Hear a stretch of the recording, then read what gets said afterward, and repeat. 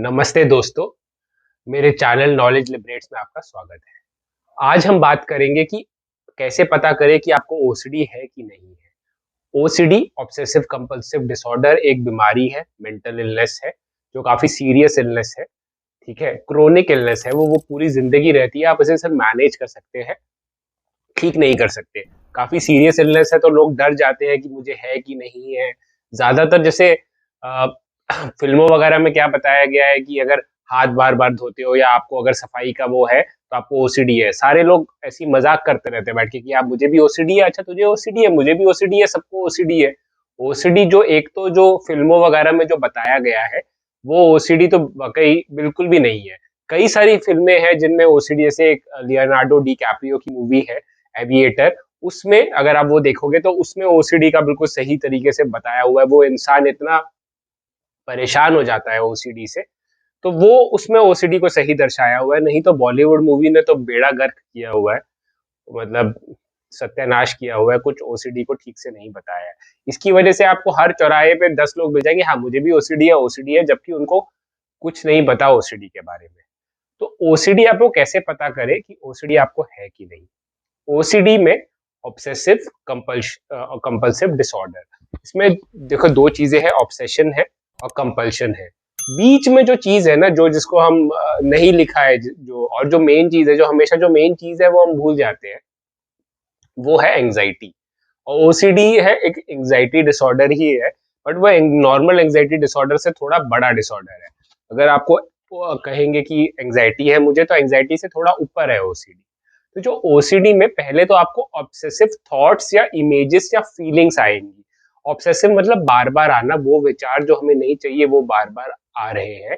And विचार आ रहे हैं, या पिक्चर भी आ सकती है, इमेज भी आ सकती है, या फीलिंग भी आ सकती है। फॉर एग्जाम्पल कोई विचार है, आप बैठे हुए हो और आपको बार बार अपनी मम्मी को चाकू मारने का विचार आ रहा है, तो वो थॉट जो बार बार आ रहा है वो ऑब्सेसिव थॉट हो सकता है।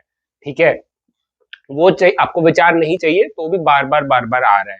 उसके बाद फिर इमेज आ रही है, कोई तो किसी ऐसे पुरानी कोई हवेली की या किसी चीज की बार बार आपको इमेज आती जा रही है। जो आप वो इमेज आपको नहीं चाहिए, आपके मन में आपको आप नहीं चाहते। मेन चीज यही है कि वो जो इमेज या वो आप आ रही है, पर आपको वो हेल्पफुल नहीं लग रही है, यूजफुल नहीं लग रही है। आप उस इमेज को या उस विचारों को जाने देना चाहते हैं, बट वो जा नहीं रहे हैं आपके दिमाग से। और उसके बाद है फीलिंग। फीलिंग भी कभी हो सकती है कि कभी किसी को कोई चीज फीलिंग हो जाती है, जैसे सेंसोरी मोटर ओसीडी में जबान की या किसी सांसों की फीलिंग, आप उस पर ध्यान करने लगते हैं, आपका कहीं और ध्यान नहीं लगता, तो आपको वो फीलिंग आने लगती है कि ये हो गया, इधर कुछ हो गया, मेरे हाथ में कुछ हो गया, तो वो फीलिंग आपको बार बार आ रही है। उन फीलिंग वगैरह से डर जाते हैं लोग, और होती है एंग्जाइटी। ठीक है, और उस एंग्जाइटी को भगाने के लिए लोग करते हैं कंपल्शन। कंपल्शन मेंटल भी हो सकते हैं कि माइंड में 1 to 10 गिन रहे हैं, 1 to 100 गिन रहे हैं, या फिर आप कोई मंत्र पढ़ रहे हैं, या रैशनलाइजिंग कर रहे हैं, अपने आप से ही आर्ग्यूमेंट कर रहे हैं। या आप कंपल्शन एक्सटर्नल भी हो सकता है कि आप बार बार हाथ धो रहे हैं, या कुछ मतलब कि स्टैक कर रहे हैं कोई चीज को, एक के ऊपर एक रख रहे हैं, या मतलब कोई भी चीज जो आप बार बार रिपीटेटिव एक्शन कर रहे हैं अपनी एंग्जाइटी को भगाने के लिए। ओसीडी में अगर आप समझ गए हो, तो ओसीडी का यही मेन चीज है कि जब आप अपनी एंग्जाइटी से डरना बंद कर देते हैं ना, तब आपकी जो एंग्जाइटी है वो चली जाती है। जब आप एंग्जाइटी से डर के ही लोग कंपल्शन करते हैं, अगर आप एंग्जाइटी से डर के कंपल्शन करना बंद कर दे और अपनी एंग्जाइटी के साथ बैठना शुरू कर दे, और आपको ये समझ जाओ कि जो विचार है, जो इमेजेस है, जो फीलिंग है, वो खुद ही चली जाएंगी अगर आप उस पर कुछ करोगे नहीं। आप अपने विचारों को, अपने इमेजेस को ज्यादा सिग्निफिकेंस देते हो, ज्यादा उसको अहमियत देते हो, इसकी वजह से वो विचार वो बार बार आते रहते हैं। हमारा जो दिमाग है वो प्रॉब्लम सॉल्विंग डिवाइस है, वो प्रॉब्लम सॉल्व करने के लिए एवोल्यूशन में बना है। और उनको अगर अगर माइंड को लगता है कि अच्छा ये जो विचार है बार बार आ रहे हैं, ये इंपॉर्टेंट है, हमें प्रॉब्लम सॉल्व करनी है, तो वो विचार बार बार देता रहेगा। तो आप एक चीज समझो कि जो एक्शन और अवेयरनेस, दो ही चीज है जो हमारे हाथ में है। अवेयरनेस मतलब मैं देखो, मैं कैमरे की तरफ देख रहा हूँ, अभी स्क्रीन की तरफ देख रहा हूँ, कैमरे की तरफ, स्क्रीन की तरफ, मेरे कंट्रोल में है कि मैं कहाँ ध्यान दूं। मैं अपने हाथ की तरफ देख रहा हूँ, फिर वापस कैमरे की तरफ, मैं अपना ध्यान वो कर सकता हूँ ना। जैसे मैं अपनी आंखों का ध्यान चेंज कर सकता हूँ, मैं अपने दिमाग का भी ध्यान चेंज कर सकता हूँ कि किस विचारों पे ध्यान देना है, किन चीजों पे ध्यान देना है कि नहीं। ओसीडी वाले है कि जो अनाप शनाप उल्टी जो चीजें हैं जिन पे ध्यान नहीं देना चाहिए, जो वहम है, उन पे ध्यान देते हैं। तो अगर तो आप अपनी अवेयरनेस और उस अवेयरनेस के साथ आप एक्शन करते हो, जो कंपल्शन। तो अगर आप अपनी अवेयरनेस और एक्शन दोनों को कंट्रोल में ले आओगे तो आपकी ओसीडी भी चली जाएगी। पर इसको लाने के लिए बेस्ट जो थेरेपी है वो है एक्ट थेरेपी। वो मैं अपनी हर वीडियो में एक्ट थेरेपी के बारे में बात करता हूँ कि भाई एक्ट थेरेपी कर लो, खुद से कर लो। मेरे 3-4 वीडियो है एक्ट थेरेपी के, आप देख लो, बहुत फायदा होगा। ठीक है, तो एक्ट थेरेपी करो, उससे आप समझ जाओगे सारे ये फंडे। तो जो ओसीडी का मेन चीज आप समझ जाओ कि अगर आपको ओसीडी है कि नहीं, कि जो ये विचार वो बार बार आ रहे हैं, उसकी वजह से एंग्जाइटी हो रही है, और उसको एंग्जाइटी को दबाने के लिए आप कंपल्शन कर रहे हो, इसका मतलब है कि वो ओसीडी है। पर अगर कोई विचार आ रहा है उसके साथ एंग्जाइटी नहीं आ रही, तो वो ओसीडी नहीं है। और अगर कोई विचार आ रहा है उसके साथ एंग्जाइटी हो रही है, और उस एंग्जाइटी को दबाने के लिए आप कुछ भी कर रहे हो, चाहे मन में कुछ कर रहे हो या बाहर कुछ कर रहे हो, तो वो ओसीडी है। जब एंग्जाइटी आपको पता चल जाता है कि हाँ भाई एंग्जाइटी है, अब जब आप अवेयर हो रहे हो एंग्जाइटी के बारे में और फिर उसके बाद कुछ एंग्जाइटी को दबाने के लिए कर रहे हो, इसका मतलब ओसीडी है। जनरलाइज्ड एंग्जाइटी डिसऑर्डर में क्या होता है कि हर चीज की एंग्जाइटी होती है। फॉर एग्जाम्पल कि मैं लेट हो गया, उसकी बहुत ज्यादा एंग्जाइटी, हर चीज के बारे में सोचते रहते हैं। पर वो क्या करते हैं कि ना उसको वो बस वो सोचते रहते हैं, वरी करते रहते हैं, और उनकी एंग्जाइटी होती है, और उनकी जो एंग्जाइटी है ना वो खुद ही खत्म हो जाती है, वो कंपल्शन नहीं करते हैं कुछ। बट ओसीडी वाले एक कदम जनरलाइज एंग्जाइटी डिसऑर्डर के आगे चले जाते हैं कि वो कंपल्शन करने लग जाते हैं। तो अगर आपको ओसीडी ठीक करनी है तो सबसे पहले तो आप अपनी कंपल्शन करना बंद करो। ठीक है, एंड सेकंड चीज है कि अपनी एंग्जाइटी के साथ बैठना सीखो। कंपल्शन तभी बंद कर पाओगे कि जब अपनी अपनी एंग्जाइटी के साथ बैठना सीखोगे, एंग्जाइटी से भागना बंद करोगे, और अपने जो विचारों को, इमेजेस से भी डरना बंद करोगे, और ये समझ जाओगे कि ये जो विचार है, इमेज है, वो मैं नहीं हूँ। वो आते रहेंगे, जाते रहेंगे। वो उससे मेरे बारे में कुछ बताया नहीं जाता, मतलब उससे मेरी कोई आइडेंटिटी प्रूव नहीं होती है। तो वो आप समझ लो तो आपकी ओसीडी चली जाएगी। तो मैं आशा करता हूँ कि आपको ये अ, वीडियो सही पसंद आया होगा, और आप समझ में, मतलब पसंद तो क्या, मतलब ये प्रॉब्लम में हम फंसे हुए हैं सारे, आई अंडरस्टैंड। एंड वो प्रॉब्लम ज़्यादा से ज़्यादा जल्दी ठीक हो जाए, तो वो ही मैं चाहता हूँ। इसके लिए वीडियोस भी बना रहा हूँ मैं। बट आप ये समझ लीजिए कि आपको थोड़ी दृढ़ता रखनी पड़ेगी, थोड़ी मेहनत आपको करते रहना पड़ेगा। इससे डरिए मत। एक्ट थेरेपी, ईआरपी थेरेपी, ये सब तो है ही। दवाइयाँ भी आप ले सकते हैं अगर आपको लगता है कि जो ओसीडी ज़्यादा बढ़ गई है।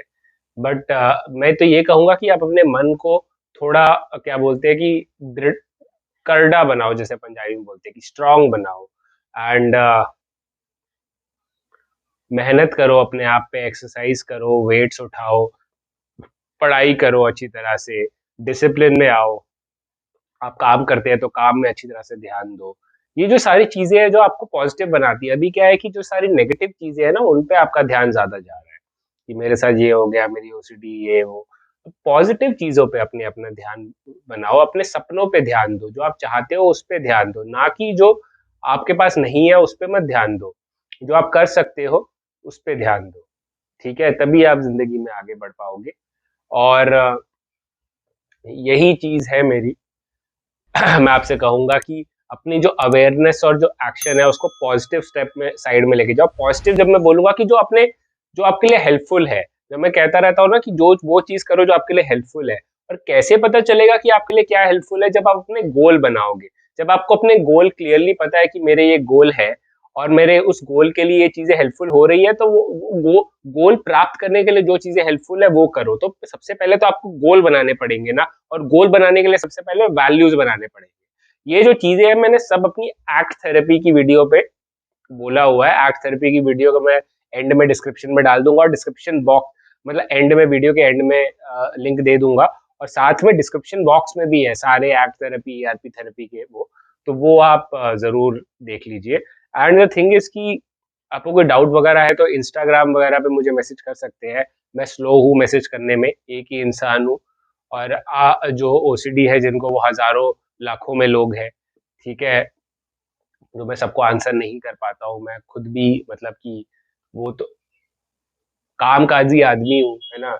जॉब वगैरह करता हूँ, तो वो भी है। जॉब तो जॉब भी काफ़ी समय लेती है। तो जो मेरा समय बचता है वो मैं आपको आपकी सेवा में ट्राई करता हूँ, आपके लिए वीडियो बनाने की कोशिश करता हूँ। तो अब मेरे नॉलेज लिबरेट्स का जो व्हाट्सएप ग्रुप है उसमें भी ज्वाइन करें, उसमें काफ़ी लोग हैं वो एक दूसरे की हेल्प करते हैं, मैं भी हूँ, मुझे भी जब समय मिलता है तो मैं रिप्लाई करता हूँ। तो मैंने हर वीडियो में बोला है कि हाँ, मैं थोड़ा रिप्लाई करने में स्लो हूँ, बट ये आप समझ लीजिए कि आपके ही जो कमेंट्स वगैरह को पढ़ के ही मैं वीडियोज़ बनाता हूँ। आपका कोई कमेंट आता है कि मुझे कैसे पता चलेगा कि ओसीडी है, तो ये देखो ये वीडियो बन गई।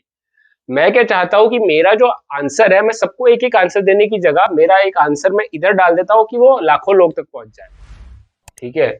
लाखों लोग तक तो नहीं पहुँच रहा है अभी, हज़ारों तक पहुँच रहा है।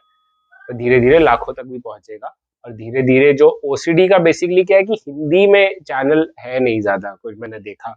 तो तभी मैं हिंदी में बनाता हूँ, मैं इंग्लिश में भी बना सकता हूँ, बट इंग्लिश में बहुत कुछ है, पहले से ही बहुत वीडियोज़ हैं ओसीडी के। हिंदी के अच्छे वीडियोज़ आप मेरे चैनल पे आप देख सकते हैं, ओसीडी, डिप्रेशन, मेंटल हेल्थ के जितने भी इश्यूज़ हैं, मेंटल हेल्थ के पेशेंट्स को अगर आगे बढ़ना है, तो नॉलेज लिबरेट्स चैनल आपके साथ है, ठीक है? तो धन्यवाद और लाइफ में लड़ते रहिए, घबराइए मत, कीप फाइटिंग।